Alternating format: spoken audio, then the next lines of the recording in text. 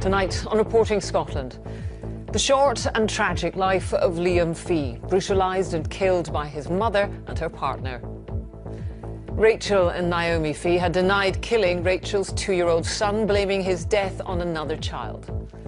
Tonight we examine the circumstances surrounding this disturbing case and ask if social work failings contributed to the toddler's death.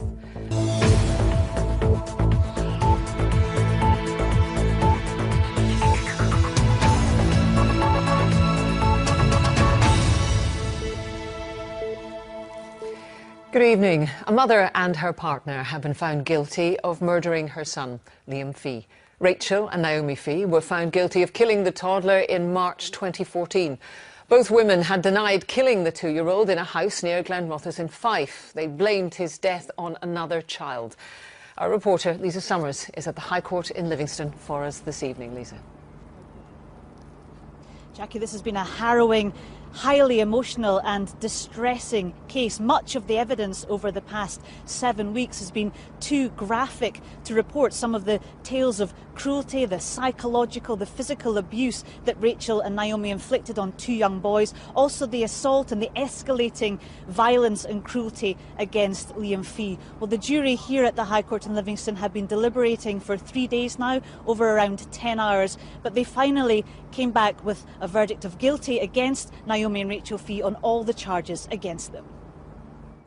Even as the verdict was read out in court, Rachel and Naomi Fee remained impassive, looking straight in front of them, guilty of a catalogue of horrendous abuse against 2 young boys and the murder of a defenceless and vulnerable young child.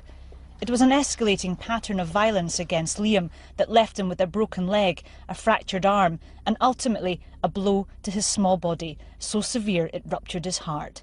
Liam's father, Joe, left the court shortly after the verdict. He'd broken down in the public gallery, his head in his hands as he sobbed. Some of those who'd been friends with Rachel and Naomi sat through the latter stages of the trial. As far as our friendship goes, that's it, it's finished. I can't have my kids growing up knowing that we knew people like that. Monsters, that's all I could really say is, I can't say them, can't even call them parents. Throughout this long trial, the jury have had to endure some truly awful evidence. Perhaps the worst, a crime scene video from the night that Liam died. The camera tracks round the house and into Liam's bedroom, and the jury see the boy lying lifeless and pale on the floor, dressed in his pyjamas, his left leg bent upwards at an awkward angle. It was so distressing, it left some of the jury members in tears, and they asked the trial judge for a break. The jury were excused by the judge, Lord Burns, from jury service for 10 years. Rachel and Naomi Fee spent most of this long-running trial arriving at court together on bail. Tonight, apart and in custody, they face life in prison when the judge sentences them on the 6th of July. We know that social services were alerted to Liam Fee on several occasions, but they failed to take action. Tonight, the Child Protection Committee in Fife says that it will be carrying out a review into what went wrong. In the meantime, I'm told the 2 boys that Rachel and Naomi Fee were abusing are being properly looked after and they're being given help to deal with everything that they've been through. But my colleague Andrew Anderson has the background to this case. The death of Liam Fee is one of Scotland's worst child abuse cases. For most of his short life, this toddler suffered at the hands of his mother and her partner. Rachel and Naomi Fee also inflicted a catalogue of abuse on 2 other young boys. One-time friends have been left in disbelief. You think you know someone, just goes to prove you actually don't know no one. Like, I didn't think in a million years she was capable of any of that stuff. Like, especially towards a baby. Rachel and Naomi Fee moved from the north of England to this house in Fife early in 2012. Within these walls, they repeatedly assaulted Liam. He died in this bedroom. Doctors found Liam had suffered a ruptured heart from a blow or blows to his body. They also discovered double fractures of his leg and arm.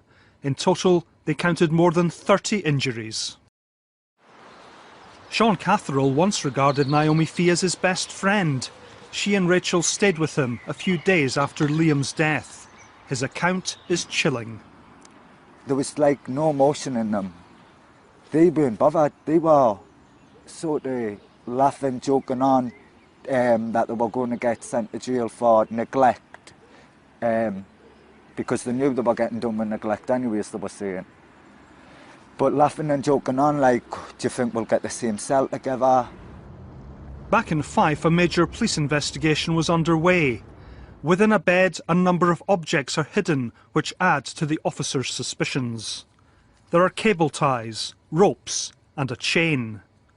5 months after his death, police charged Naomi and Rachel Fee with Liam's murder. They're also accused of a catalogue of abuse against 2 other boys. It was a complex inquiry, say senior officers. The level of abuse and neglect that's taken place over a prolonged period of time, we wanted to exact out all the details on that. We didn't want to miss some of the additional charges that could be preferred against Rachel and Naomi. The trial gets underway 2 years after Liam's death. Rachel and Naomi Fee's trial took place here in Court 2 at Livingston. Over the course of several days, the jury watched videotaped interviews with 2 young boys. They'd been in the house the night that Liam died. One of the boys was the child that the Fees blamed for Liam's death. During several interviews, a police officer and a social worker repeatedly reassured him that he wasn't in any trouble as they tried to untangle his story. What also became clear was the terrible abuse the 2 boys had suffered. They spoke of being beaten, locked in a cage built from a fire guard, tied up some nights, forced to take cold showers, and other abuses too appalling to detail.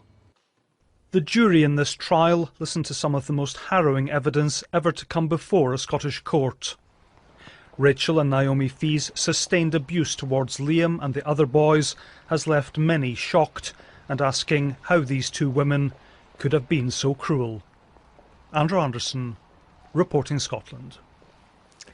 Well, as we heard, concerns about Liam were raised with the authorities 3 times, and 2 multi-agency meetings were held about the toddler. Yet he remained in the care of the women who would kill him. Could the authorities have done more to save Liam? Our social affairs correspondent Rival Alderson reports. Concerns were raised about Liam Fee, the little boy who was only 2.5 years old, on a number of occasions. His nursery alerted social workers. Worried by a change in Liam, staff found he had a number of injuries and was losing weight. Liam's childminder had also made her concerns known a few months earlier. Patricia Smith, who used the same childminder, phoned social work after meeting the Fees in the street. Liam was in his buggy. She told the court she didn't know if he was drugged or dead.